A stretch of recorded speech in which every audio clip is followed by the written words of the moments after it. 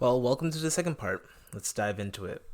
So the first thing we got to do, like I said, in the last part we already changed our boundaries. So it's going to parse through those EOFs.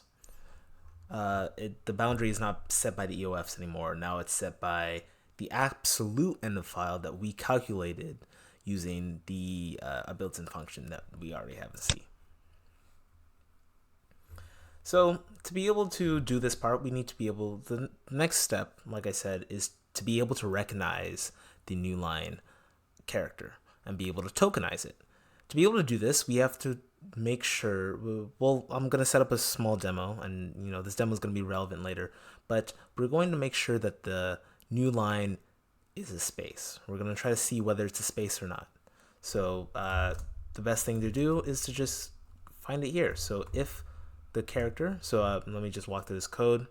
If the character, so as you can see, if int character, which like I said, int character can be represented by a char or an int, because a char is 1 byte and an int is the same size, 1 byte, gets a char while that char is not in the file. If that char is equal to the new line character, then we come down here, and if that char is is space char or ch, then we come down here and we're gonna print f new line is a space. Just a quick demo. We run it, boom, new line is a space. This is vital because the thing is that one of the most important functions in here that is able to allow us to tokenize is this ability to get rid of all the spaces. So it's called get non-blank, and it's defined as while is space, while there's a char in that space, like the next char is a space, then you just get the next char after it. If it is a space, then you just get the char. You keep on getting chars while it's a space. Now, if it's not a space, then you go ahead you start lexing it. So it's called, that function is called here. A char class is assigned to it. So get char is called, char class is assigned to it, and you go through one of these 3 chars. I've already explained all this in a previous video, so I'm not going to go over it again, how this code actually works from top to bottom. But the most important part that we need to know, that we need to be able to figure out, is 1, how to detect new lines,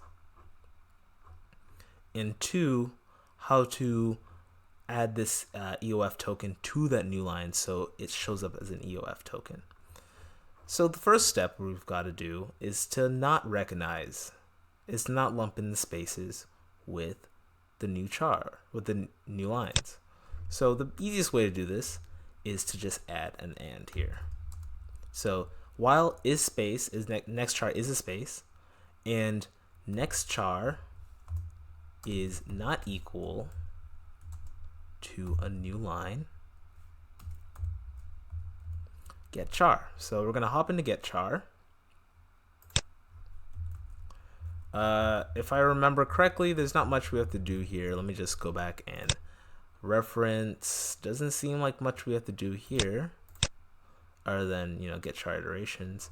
We actually have to do something down in the char class. So get char assigns a char class. Our char class, because the new line character, I'm coming to get char. It'd be like, okay, well, whether is it an alpha? No. Is it a digit? No. Well, then it's got to be unknown. So therefore, we come down here and we enter the switch statement, which is switching by the char class. Its current char class is unknown. So we come down to the unknown clause and we go to look up next char. Here's where the magic happens. We go into look up next char and we just add a new case equals new char. Or sorry, I keep saying new char. It's new line.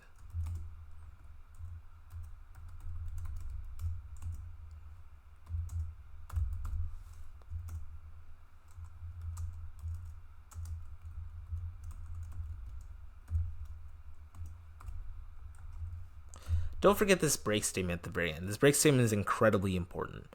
The reason why this break statement is incredibly important is because if you want to continue parsing, because what'll end up happening is that if you don't break here, it's going to get another character, and you are going to kind of sort of say double dip, and you'll have two new line characters appear in your code, and we don't want that. We just want one.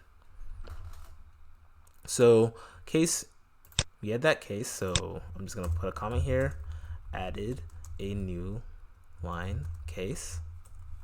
Now as you can see, we hit add char, and then next token is EOF. Let's go ahead and run it, see how this works. There we go. Next token is -1, next lexeme is, where's the EOF?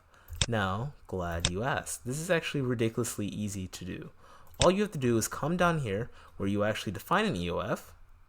So we just space this out like that, where we actually define an EOF. And instead of having this add char class right here, this add char function right here, which would add a character, which is particularly useful, sorry, add char function right here, which is particularly useful if you're actually getting a character and displaying that character to the screen. We're not displaying that character to the screen because we can't actually see that character. It just looks like a new line to us, which is invisible to our eye. So what we do is that we copy and paste this lexeme code from here and put it in place of this add char. This is atrocious, so I'm gonna just fix it real quick. I am pretty OCD when it comes to code. Just go back and double check that we're doing it correctly. Now we should probably put EOF at the top, just so everything's kind of congruent. And we run it. There we go. Next lexeme, EOF. Next lexeme, EOF. Boom, bada bing, bada boom. There we go. So we have a new line there. It goes through, it parses that EOF, and parses the next EOF. So these EOFs match the new lines that we have. We only have 2 new lines, 2 EOFs. There we go. That's all you need to do.